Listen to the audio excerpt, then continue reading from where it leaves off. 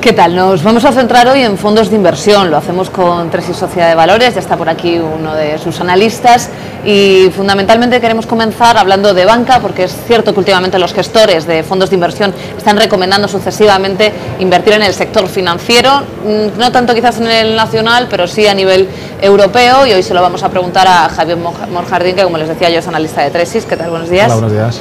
Bueno, pues ya no son todos los fondos gestionados por los bancos, pero sí los propios fondos que digamos invierten en sector financiero. ¿Apostáis también vosotros por esto? Es una de nuestras apuestas. Al final es ir construyendo cartera poco a poco para tener una posición a medio y largo plazo.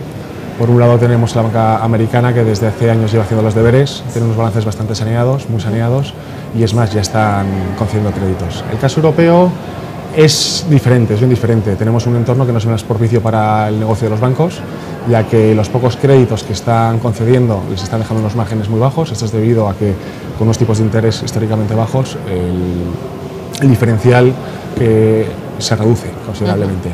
Pero no son todas malas noticias. Encontramos que han mejorado sustancialmente sus ratios, que además están en pleno proceso de desapalancamiento y que las probabilidades de unas ampliaciones de capital pues se están disipando. A todo esto hay que sumarle que se ha venido hablando durante los últimos meses mucho de si la deuda pública iba a computar como activo de riesgo o no en los test de estrés. El Banco Central Europeo hace un par de semanas dejó claro que la deuda pública solo computará como activo de riesgo si no se lleva a vencimiento. Esta es una parte bastante pequeña de lo que tienen las entidades financieras, con lo cual el terreno se está allanando para tomar posición, empezar a construir una cartera en el sector bancario europeo y mundial. Lo haríamos siempre a través de fondos de inversión, preferiblemente a día de hoy a través de fondos globales, aprovechando ese sistema bancario norteamericano saneado y las oportunidades que se están generando en Europa. Bueno, pues esas oportunidades no le hemos visto a comentar, Javier, especialmente el tema de la banca española, o sea que entendemos que los tiros van un poco más bien, ¿no?, por banca europea y sobre todo Estados Unidos. En España podemos encontrar posiciones, por eso, pero a través de los fondos de inversión globales europeos, principalmente globales, con posiciones en Estados Unidos y con algo de exposición a Europa en determinados bancos, podríamos aprovecharlo. En el caso de los fondos de bancarios europeos, encontramos posiciones en España, normalmente suelen ser los dos grandes. Bueno, además suelen ser, imagino que las entidades de siempre han puestos un poco claves. Aquí en nuestro país hay una historia que nos llama bastante la atención, y es que durante este mes de enero, que ya hemos dejado atrás, el Nikkei, la bolsa japonesa, se ha dejado un 5 y pico % de caídas frente a revalorizaciones que veíamos el año pasado completamente espectaculares. Esto hace replantearse un poco la idea, porque es cierto que la gente, cuando se habla de perspectivas de cara a 2014, seguía apostando por Japón. Ahora mismo, ¿qué pasa? Nosotros continuamos apostando por Japón, más que nada, sobre todo, únicamente para los perfiles más arriesgados. Estamos hablando de una apuesta que podría ser un pelín especulativa. ¿Y por qué decimos especulativa? Porque principalmente estamos apostando a las reformas que se está llevando a cabo el gobierno de Abe. Tenemos por un lado que quieren duplicar la masa monetaria en los 2 próximos años. Para ello están inyectando 75.000 millones de dólares mensualmente, con ello buscan generar inflación y devaluar la divisa. Todavía es temprano para sacar conclusiones sobre estos planes, pero a día de hoy lo que se ve es que la inflación, Japón está generando inflación, está en unos niveles del 1,5%. Es bastante sorprendente que un país que lleva décadas en deflación tenga una inflación superior a la europea o a la norteamericana en este momento. El yen desde entonces se ha devaluado cerca de un 30%, lo cual es muy beneficioso para una economía que es puramente exportadora.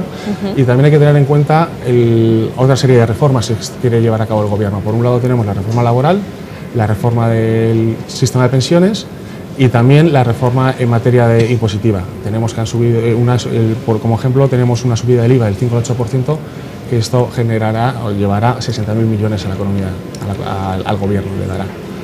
Pensamos que para perfiles arriesgados sigue siendo una apuesta, es una apuesta muy táctica, pero que se podría beneficiar de ello. Hay otra cuestión también, hablando un poco, ¿no?, del repaso de lo que hacen los analistas, que sobre todo que ahora se está recomendando, bueno, un stock picking que ya venimos viendo desde hace mucho tiempo, sobre todo small y medium cap, ¿no?, compañías de mediana y pequeña capitalización europeas. Aprovechando este resquicio, quizás podríamos comenzar a invertir en grandes compañías, grandes corporaciones cotizadas.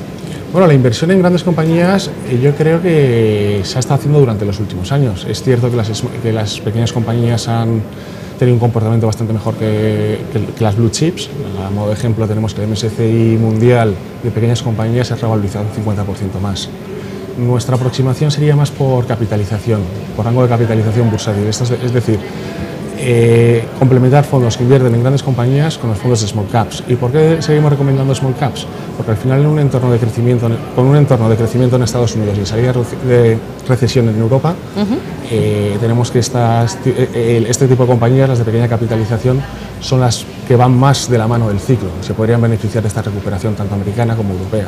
Y también entra en juego el tema de las posibles actividades corporativas que se pueden generar, que haya este año, porque el crecimiento, con estos niveles de crecimiento, el crecimiento orgánico para las compañías es bastante complicado. Entonces, las grandes generadores de caja posiblemente empezarán a poner sus ojos en las pequeñas compañías e incluso podemos ver alguna operación corporativa.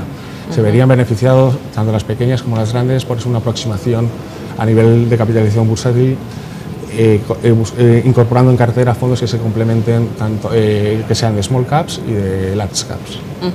Y otra cuestión, y cerramos por ahí, porque bueno, las últimas semanas, a colación de todo lo que se produjo con esta mini crisis, ¿no?, de divisas, muchos medios internacionales, muchas casas de análisis internacionales, Goldman Sachs, JP Morgan, etcétera, comenzaban ya a retirar un poco a España, ¿no?, de sus quinielas, cuando hacía 15 días antes, bueno, la tenían. ¿Vosotros también estáis empezando a mirar un poco con cuidado a la renta variable? Nosotros, a pesar de lo que pasó la semana pasada, sí, el viernes pasado. Hace 2 viernes, a pesar de lo que pasó hace 2 viernes, seguimos positivos en renta variable europea. La situación no ha cambiado en exceso, seguimos teniendo los mismos argumentos que utilizábamos en el pasado. Por un lado, tenemos una caída de los costes salariales del 11% desde el 2009. Esto está generando competitividad en el país, que se ve directamente reflejado en las exportaciones. Por primera vez desde 1998, quiero recordar, tenemos una balanza comercial positiva. También a esto se le suma que hay salimos de la recesión en el tercer trimestre del año, que hay revisiones al alza del crecimiento no solo por parte del gobierno, sino también de estamentos tanto nacionales como internacionales. El Fondo Monetario Internacional hace un par de semanas fue el último en revisar al alza el crecimiento español para el 2014 y 2015. Todo esto nos hace pensar que puede seguir siendo una buena opción la compra de renta variable española.